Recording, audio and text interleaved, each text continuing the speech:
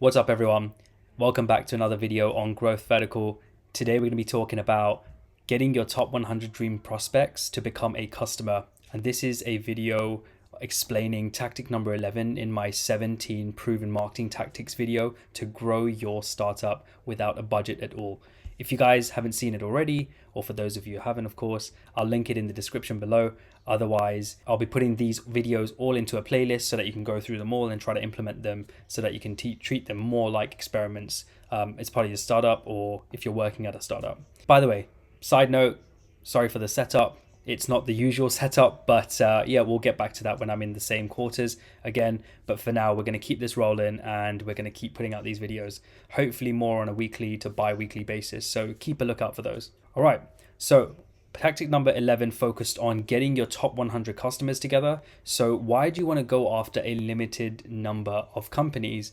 And one of the first things that you can probably think about is that this will actually allow you to focus on a certain set of accounts so that you're more focused on how to actually make your product specifically work for those top 100 customers. And what we want to do here is really tailor our efforts so that whether it's cold outreach or whether you're doing paid search or paid ads or even partner webinars or just webinars alone, whatever it is, the point is that your efforts will speak to your customers directly and it'll be a hell of a lot more personalized and it'll feel a lot more impactful to the target audience that you are prospecting, or you're targeting, I should say. And this would be the top 100 accounts, right? This is why you want to focus on them. You can pursue them more strategically, of course, and this actually increases the chances of winning those customers early on because you're not going for that more blanket approach where all the messaging seems watered down. The offer's not quite right for all of those businesses you're targeting, but maybe for a few. So that's the point. We're trying to get to those few that we know that this product can work for or this platform can work for, and we're going after that opposed to the entire market. So, Neil, how do we do this? Well, I'm going to walk you through the series of steps now. I'm going to try to blitz through this as well. So keep up. Otherwise, pause and go through the steps, okay? So if you don't have access to a list, right, already, so that could be a pre-qualified list that you either have gathered from the past or you have got from a partner or you have got from some form of board member, whatever it is. I'm going to show you how to get those lists, and I'm also going to tell you what routes you can sort of take in order to avoid wasting any time as well. So try go through these steps in order. So first, what we're going to do is we're going to look at getting a lookalike list ready for your current prospects. So you would look at your current customers today. If you have one or two, that's perfectly fine as well. What you really want to understand is research those customers, find out exactly why they signed up, what was the motivation, what was the objections that you would have faced within that call or the sales calls leading up to the close. And you want to go ahead and research the market for similar companies that look like that. So there's plenty of ways of creating lookalike lists. You can use ad platforms to do so, etc. Right? So within the platforms itself. But what you want to do is you want to research them by looking at their account makeup, and then what you can do is look at things like the industries. So these are the parameters you can use, right? So industries, sub-industries of industries. You can use specific types of businesses based on keywords. So whether they are in supply chain or whether they are a SaaS solution or SaaS provider or an accounting firm, probably look for the term accounting, service, maybe if they're service based. But there's so many parameters you could use, right? So even employee size, annual revenue range, technology used, there's various ones, even partners. And this one's pretty incredible, right? Partners, just remember this. If you have a partner and you know that your partner that you have a specific relationship with, whether it's in the market, they vouch for you, they already have integrated your platform with theirs and they're already a big player, what you can do is get your partner to come to some form of agreement to try and work with their marketing team to put the word out there, right? To vouch for you almost. And what you can do is really say, oh, well, if we know our prospective customers, at least 50 to 100 of them they're already a user of that partner platform, then there might be a way where if you're a monopoly or if you have a unique approach or unique selling point to a particular part of the program and you've got a new cutting edge solution, you can get your partner companies to sort of refer you, right? And the bonus is that you can combine these different parameters that I've just mentioned to create the perfect type of account list. So everyone under a certain industry who have a certain employee size of a certain annual revenue, maybe in a particular location, maybe using specific technology, like let's say if they are let's say if they're a firm, a SaaS firm, and you know that they're using some form of marketing automation platform, maybe you can look at selling to those people who have use of marketing automation platforms. And you'd be surprised the amount of public knowledge there is out there on these businesses. And so what you want to do is, get these list of accounts ready, similar to your customers, if not to the closest fit of your prospect that you found from your market research phases in the very beginning before you start to go to market, right? And what you want to do is you can get about 100 of the very specific, these are going to be perfect, this platform's going to be perfect for these people, because they just have that need, right? They're either running old solutions or they're probably in a similar phase in their business journey that you might pinpoint, hey, this could be beneficial to you. The second point is use free platforms, and this is where we're going to go over a bunch of these platforms. But if you don't know how to start, you need to use the free platforms to find these companies, right? So yes, you can use Google searches, etc. But the way that we want to do that is by probably speeding this up. So if you're looking for smaller businesses, you want to use platforms like Crunchbase, which focus on things like certain businesses, right? So you can go to the companies area and it can actually show you a bunch of companies within specific description keywords, etc. You can also use tools like Apollo.io, which is fairly easy to get started with. So I've used this. It is free. You get 600 free email credits as well. And it's fantastic to get started, to find a few set of leads, gives you buying intent data. There's so many cool things that you can do. Maybe in the future, I'll run tutorials for each of these actual platforms on how you would use them more effectively, more strategically, because there's so many tools out there today, especially in the marketing area. But you can use these platforms to source the companies, right, effectively. And if you don't have access to any pricing or anything, use LinkedIn. Like, it's a fantastic resource. It's free. You can do things like filter by location or industry, company size, and there's still plenty more filters, right?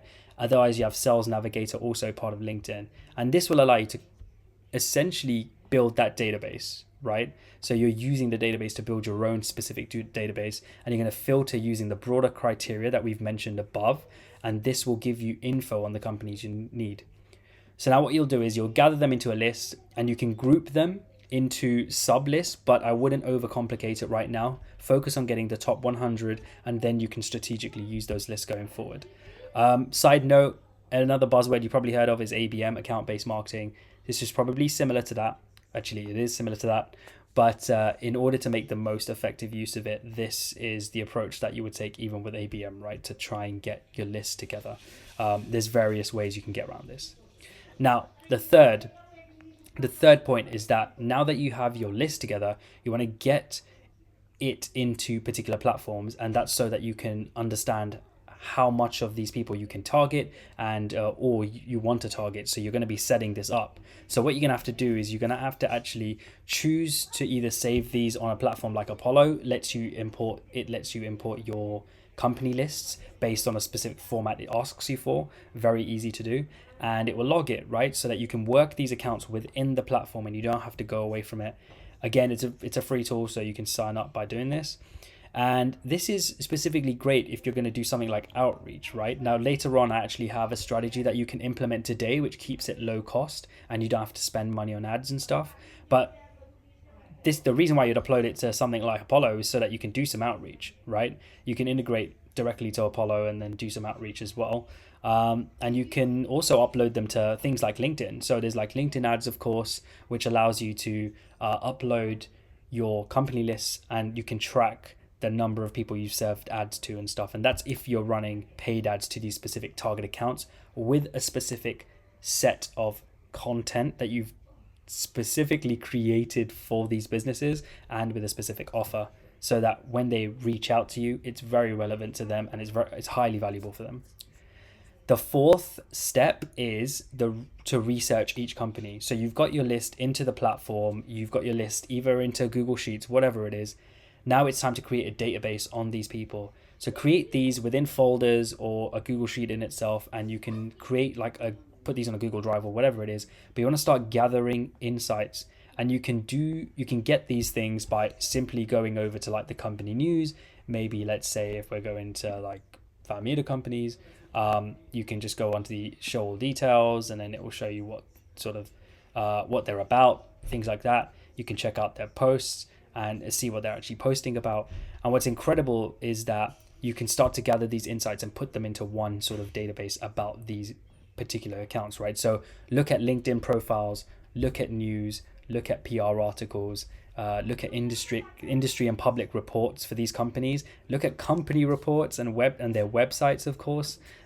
You can get so many little pieces of information and nuggets to use as part of your conversation, right? To start building the relationship with these prospects so you can later sell. By the way, side note, there's a fantastic tool called Clay. Now, again, there is a free version which you can test, right? But it's 14 days, and otherwise there's a starter for about 149, and it's on a credit basis. But it requires some time to learn, but they've got a great university to get started.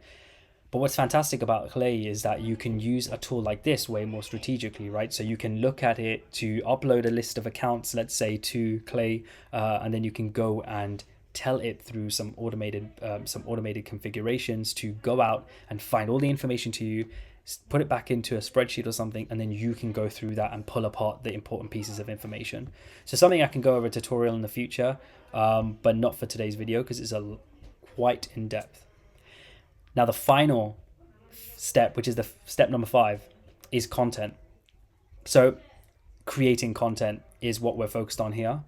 And there are various ways that you can actually do this, and you can reach out to the particular prospects. But I want to focus on a specific example so that this is more actionable and less, oh yeah, you should do this. I'm going to give you a specific example because it's something that we've tried as well. I've tried myself and it's worked a charm. I've secured multiple accounts with businesses on using this.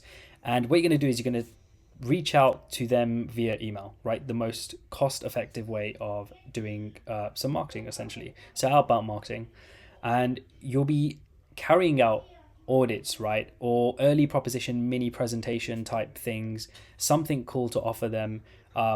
But you want to make sure you offer the prospects with some insight to help them, right? So this is not a direct sale. Just remember that. And what you're going to do is you're going to show them how things could be made better with their operation or tech, right? If that makes sense. So what you're going to do is you're going to showcase a world to them where they are doing this today. You found out this information. Their goals are X, because you found out from their information, their company reports, for example, and what they're focused on for the next 3 to maybe 5 years they've publicly announced. And then also how you can focus on getting all of that information into a presentation format. So you can say, hey, okay, if you want to do these things as a goal, you should do Y and Z to actually make sure you achieve X, right? Which is fantastic. So it's about putting each of these topics together based on your research and making sure it's super insightful. You'll not sell your product directly or say that they should try out your tool because that's, again, a hard sell, but your follow-up messages should be focused on keeping in touch and continuing the conversation. So what you're doing is you're slowly connecting the dots between what you do, what you're an expert at with your tool, but you're not selling it just yet. You're selling it towards the end when you've walked them through the journey of what it is today that they're doing that's typically wrong and what your solution solves and how it can help. If it's about saving money, well, talk about that, right? If it's about saving money because they're using some other technology which requires too many integrations, too much custom development for further integrations, or you need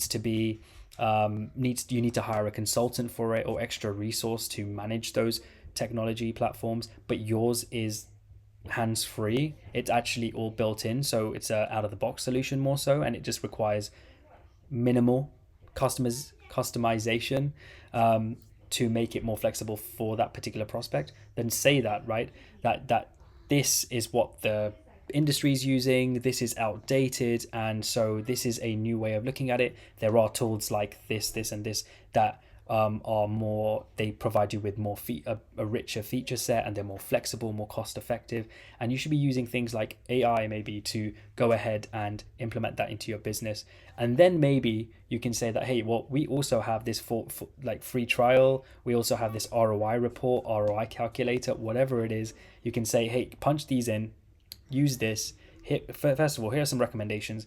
Use this to assess whether it's going to be beneficial for you to switch to that sort of thing, and say, hey, by the way, we're running an offer in the future. By the way, you'll be saying, we're running an offer, and if you want, we'd like to have you trial this, and then let us know your feedback. You don't have to move or anything, and it won't take too much integration time. We'll actually help you through all of that. You're going to make it very convincing, right? Really offer it to these people, especially if you know that they're going to be, if they trial the platform or product or service, whatever it is, they will straight away know that there's value in this, and then they're going to switch over, right? And it's almost a no-brainer. All right. So final note for this is, people aren't always ready to buy. It's important to know that. And so it takes time. So if you know your sales cycle are super long, then you're going to want to consider this, and you want to consider this approach, and then get more prospects in the pipeline. So if you know that it takes about 6 months to sign, what you can do is, when you finish with that list, try and also simultaneously come up with more accounts so that you can do that too. And again, these need to be specific, of course, based on the particular criteria. And then you'll work these criteria when you only have the extra bandwidth. And what that means is you're still going after a larger part of the market, but not so broad where you're trying this shotgun or blanket approach to marketing, which hardly works anymore, especially with the amount of noise in the digital scene. So there we have it, everyone. That's tactic number 11, explained about how we can get our top 100 customers from a dream prospect list that we want to create in the first place. So go out, test this strategy. I'll be curious to see how it works for you, and then let me know how you find it. So yeah, if you liked this video, then you'll probably like this video as well. So feel free to check that out. Otherwise, question, what type of offer will you run for your company and for its prospects? Put that in the comment section below. Otherwise, like, subscribe, and share. And thank you for watching / listening in. We'll see you in the next video. Take it easy. See you soon.